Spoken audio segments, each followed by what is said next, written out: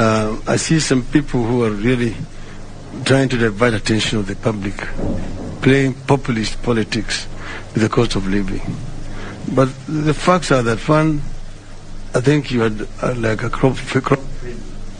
You did not harvest to be able to satisfy the demands, the needs of the country.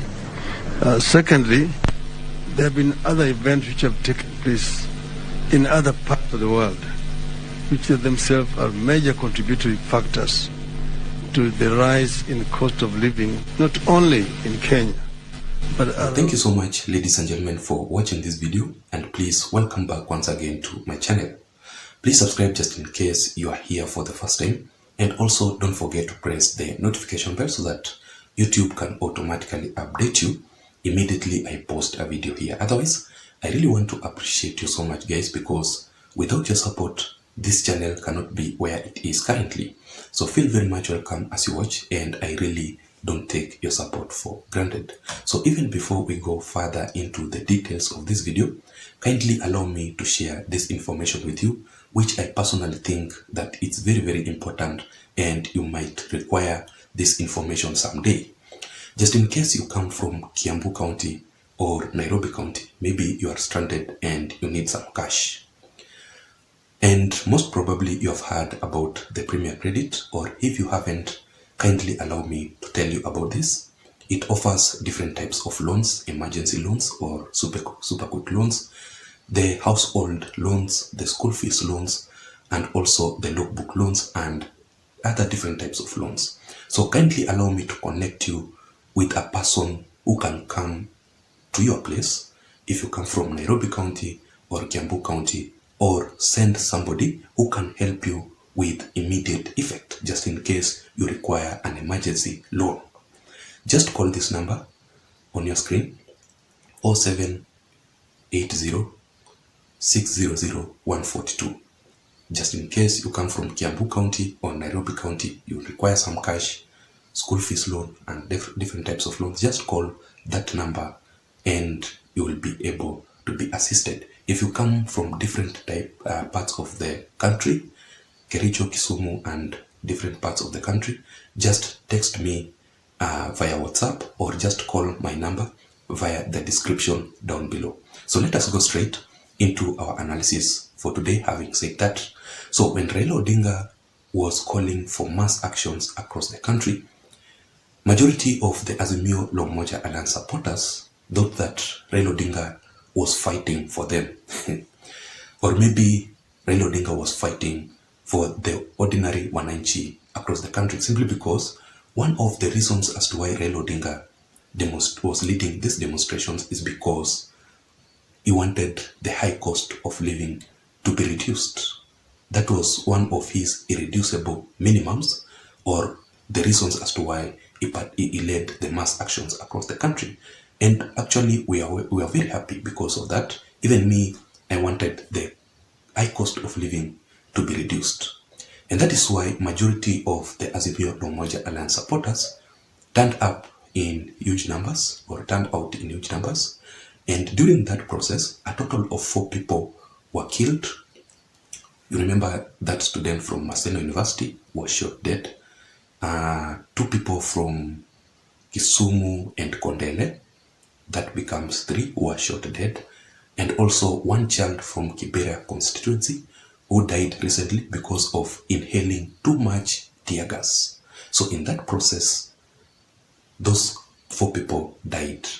Secondly, ladies and gentlemen, majority of the Azimio La Umoja Alliance supporters were injured badly. And I saw yesterday Raila Odinga visiting hospital to hospital here in Nairobi County, trying to visit the victims who were injured during the maandamano process or the mass action process. Majority of them are still in the hospitals. They are paying their own bills. Nobody from Azimio La Umoja Alliance who have come to rescue them to pay their bills. They are paying their own bills.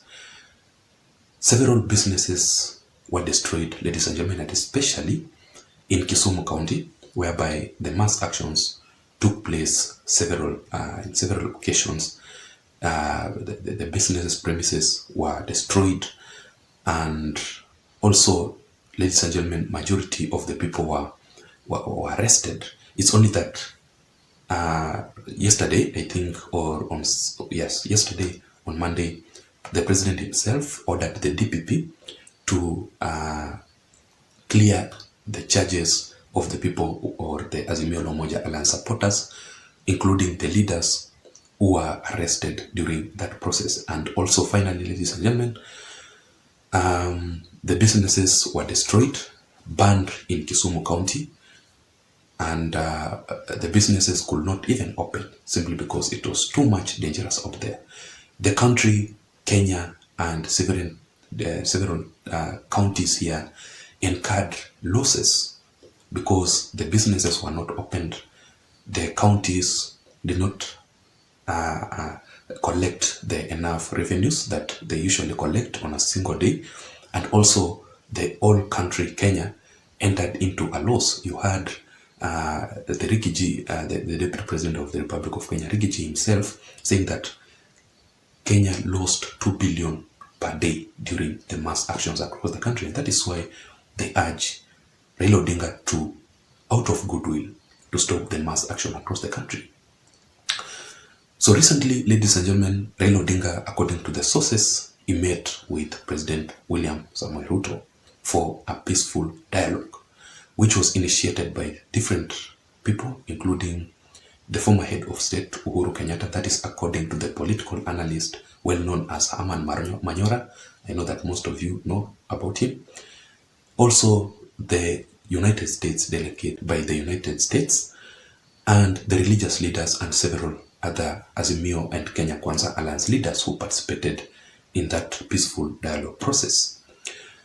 So on the matters that Raila Odinga was demanding, most of them were sorted out, including the IEBC issue, whereby Raila Odinga was saying that the IEBC new officials or new appointment to be restructured. So the previous one was totally abolished, and President William Ruto gave in to Raila Odinga's demands on the IEBC, whereby the parliament will now start afresh with both William Ruto's side, or the Kenya Kwanza and Azimio Diehards Alliance, to participate together in parliament through the bipartisan approach, so that they can appoint the new IEBC officials.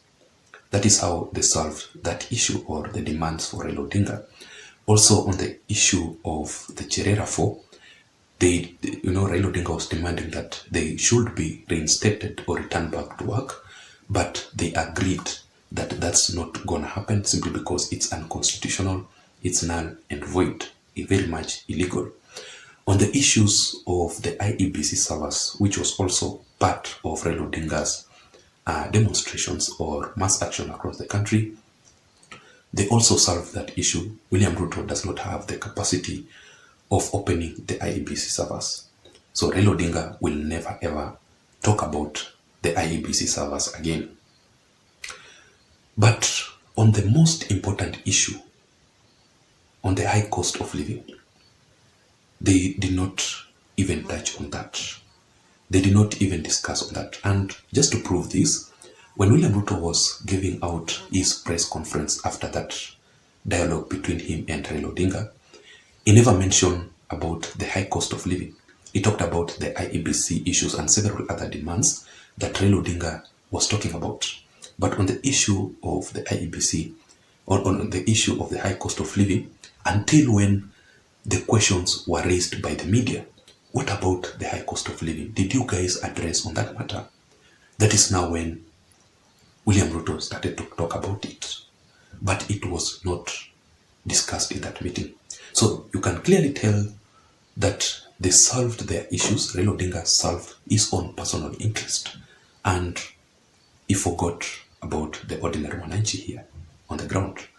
Also, that simply explains as to why Raila Odinga, when he was giving out his press conference, when he was addressing the nation actually, he never also mentioned about the high cost of living until when he was asked by one of the media personalities, what about the high cost of living? Because it was part of the reasons as to why you are demonstrating.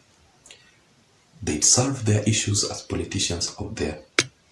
Raila Odinga betrayed his own Azimio Moja Alliance supporters who fought so badly, who fought so hard to support Raila Odinga in the streets. That was my analysis for today. Until next time, my name is Json. Bye bye. But please don't forget to subscribe to my YouTube channel. Thank you so much for watching.